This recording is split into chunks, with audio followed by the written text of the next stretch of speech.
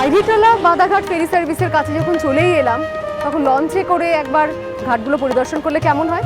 মন্দ নয়, চলুন। একটা টিকিট দেবেন তো?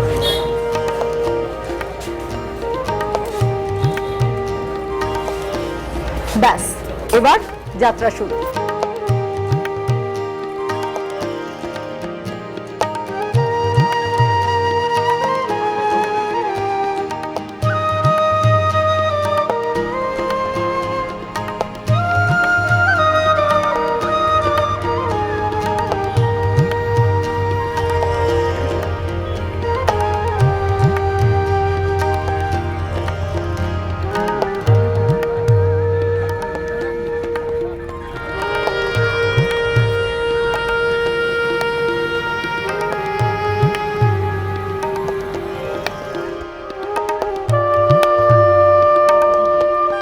প্রচুর যাত্রী, 5 থেকে 10,000 যাত্রী নিত্যদিন যাতায়াত করেন।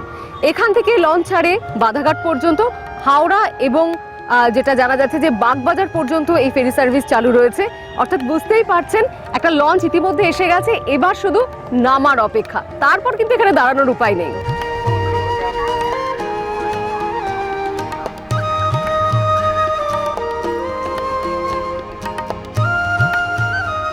ফেরি সার্ভিস নিয়ে এত কথা বলছি যখন, তখন একবার চড়তেই হবে লঞ্চে।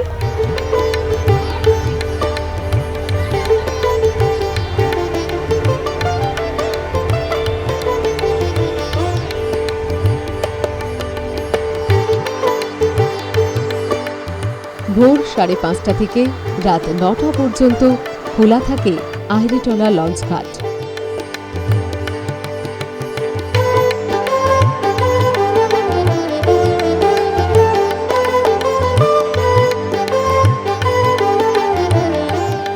ইন্ডো সুইস কোম্পানি 1920 সাল থেকে পথ চলা শুরু এই কোম্পানির।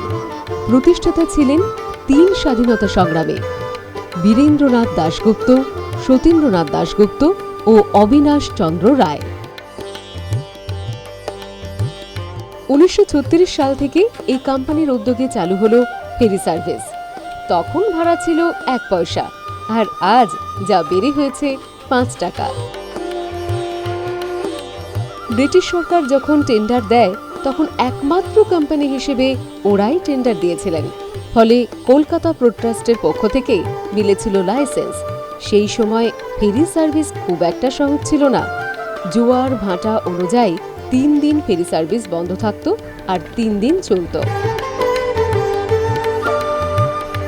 1936 সালে 1 পয়সা ভাড়া ছিল। এখনকার মতো গঙ্গাতে এরকম করে এত স্মুথ ফেরি সার্ভিস চলতো না, কেন প্যাসেঞ্জারকে উঠা নামানোর জন্য ক্যালকাটা পোর্ট ট্রাস্ট আমাদের তখন লাইসেন্সটা দিয়েছিল, ফ্লাইং লাইসেন্সটা, এবং ওরাই এটার ব্যবস্থা করতো।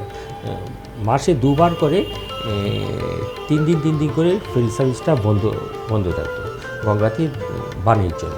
ওরা টেম্পোরারিভাবে এসে বোটগুলোকে, এই যেটাকে আমরা এখন পন্টুন বলি বা জেটি বলি বা যেটা গেইনওয়ে ব্রিজটা যেটা আর কি, সেগুলো ওরা টেম্পোরারিভাবে লাগাতো, আবার নিয়ে যেত। 1958 সালে কলকাতা পোর্ট ট্রাস্টে আসেন এক বাঙালি ইঞ্জিনিয়ার। তারই উদ্যোগে স্থায়ী জেটি তৈরি হয় এখানে। ক্যালকাটা পোর্ট ট্রাস্টের যে চিফ ইঞ্জিনিয়ার ছিলেন বাঙালি, উনি বললেন এরকম কেন হবে, এটাকে পার্মানেন্ট করা যাবে। ক্যালকাটা পোর্ট ট্রাস্টে যা ন্যাচারালি বলে না, এটা হতে পারে না, নানা রকম সমস্যা, কী করে হবে। বদলে ওই ঠিক আছে, আমি করি, it is my own risk and responsibility দিয়ে উনি এটাকে ফিক্সড করে দিলেন। এখন যে অবস্থা দেখছেন, একটা অংশ ফিক্সড, একটা অংশ কিন্তু অসিলেট করে।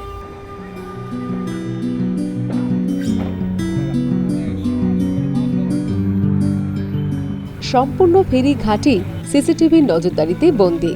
গণেশচন্দ্র এভিনিউতে সংস্থার অফিস থেকে ক্যামেরায় নজর রাখা হয় সব সময়।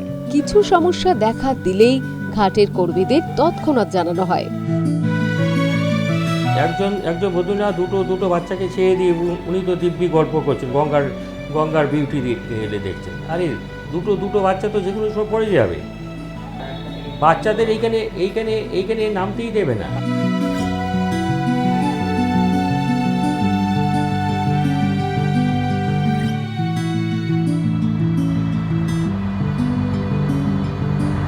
লঞ্চে করে গঙ্গাবক্ষে ভ্রমণ সত্যি দারুণ এনজয় করছি। গঙ্গার দুধারে কত ঘাট, সবার যে আমরা নাম জানি তা কিন্তু নয়। যাদের জানি, যাদের ইতিহাস আমরা খুঁজে পাচ্ছি, অবশ্যই সেটা আপনাদের সামনে আমরা তুলে ধরছি। নাম না জানা ঘাটের সংখ্যাও কিন্তু কিছু কম নয়, নিশ্চয়ই তাদেরও অনেক ইতিহাস রয়েছে, আমরা না জানলেও জানে এই গঙ্গা।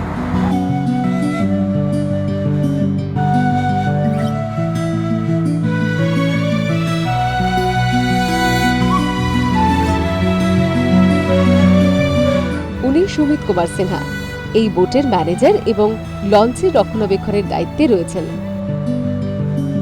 1986 থেকেই এই লঞ্চের সঙ্গে গঙ্গার জোয়ার ভাটায় দুলছেন। বেসরকারি চাকরি, প্রতিদিন বাড়িতে ফিরতেও পারেন না, সপ্তাহে একবার যান পরিবারের কাছে। গ্রীষ্ম থেকে বর্ষা ওদের সঙ্গী হয় ঝড়, কালবৈশাখী, প্রলয়ের মতো ওদের সঙ্গে মাতামাতিও করে, আবার নতুন পথও দেখিয়ে দেয়।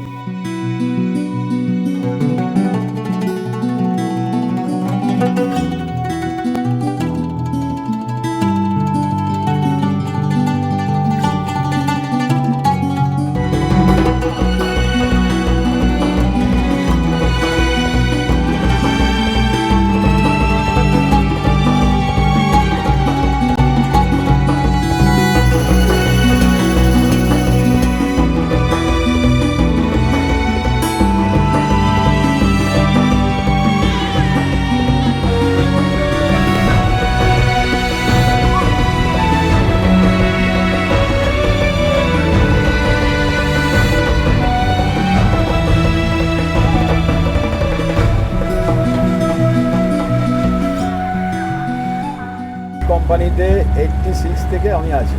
86 থেকে? আচ্ছা। আর এখানে আমি মেকানিক্স কাম ম্যানেজার, দেখাশোনা সব রিপেয়ারিং জব আমার দায়িত্বে আছে, আমি এগুলো করি। মানে মেইনটেনেন্স সব এগুলো আমি করি।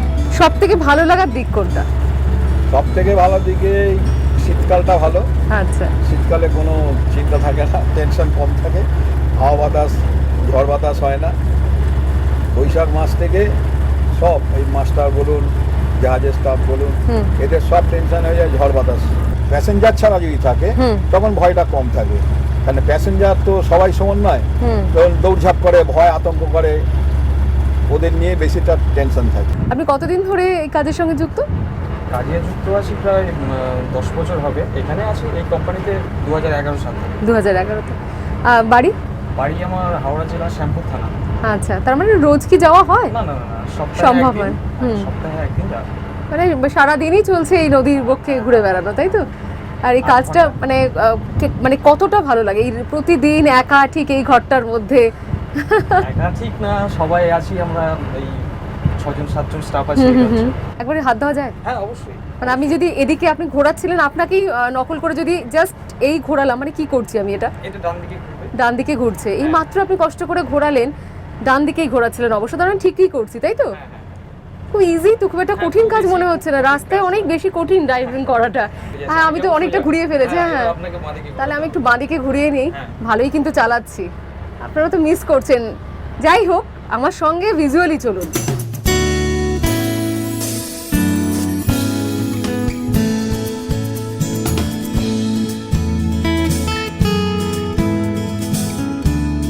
ইনি অজয় পুরকায়স্থ। 1970 সাল থেকে ইন্ডো সুইস ফেরি সার্ভিসের কোম্পানির জোয়ার ভাটা ইনিও দেখছেন। আজ তিনি কোম্পানির ম্যানেজিং ডিরেক্টর। আমাদের কোম্পানিটা দীর্ঘদিনের থেকে শুরু, এবং শুরু যখন হয়েছিল তখন আমাদের প্রিন্টিং মেশিন ক্যানাবে চাওয়া হতো, আর আপনার ছিল শিপিং লাইনটা সম্বন্ধে কী করে করা যায়। আমাদের যে কোম্পানির চেয়ারম্যান ছিলেন বা ম্যানেজিং ডিরেক্টর ছিলেন বিএন দাশগুপ্ত এবং সতীন্দ্রনাথ দাশগুপ্ত, তাদের সাথে যোগাযোগ হলো।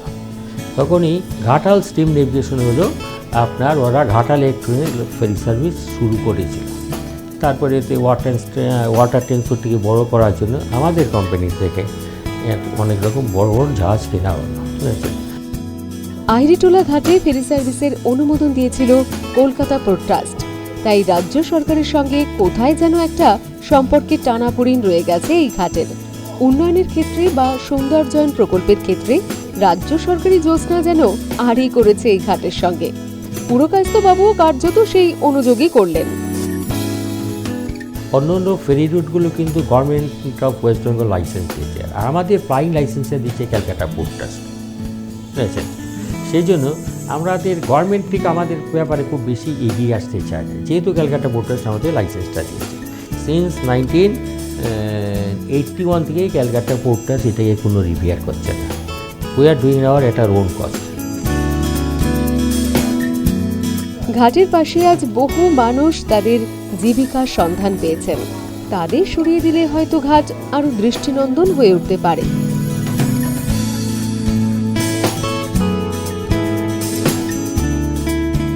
কিন্তু এখানেও বড় প্রশ্ন, ছোট ব্যবসায়ীদের পুনর্বাসনের কি ব্যবস্থা করতে পারছে সরকার? এখানেই কখনো বড় হয়ে ওঠে নির্বাচনী রাজনীতি, কখনো মানবিকতা, আর মাসুল গুনে ঘাট।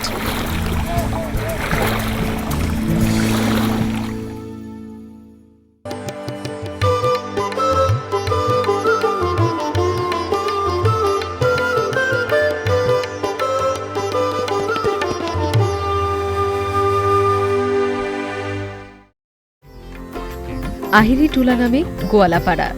এখানে আগে অনেক বিখ্যাত লোকের বাস ছিল, যেমন জনাইয়ের জমিদার অ্যাটর্নি পূর্ণচন্দ্র মুখোপাধ্যায়, কৃষ্ণকুমার মিত্র, ভোলানাথ চন্দ্র, বিপ্লবী যদু গোপাল মুখোপাধ্যায়ের পিতা কিশোরীলাল মুখোপাধ্যায়।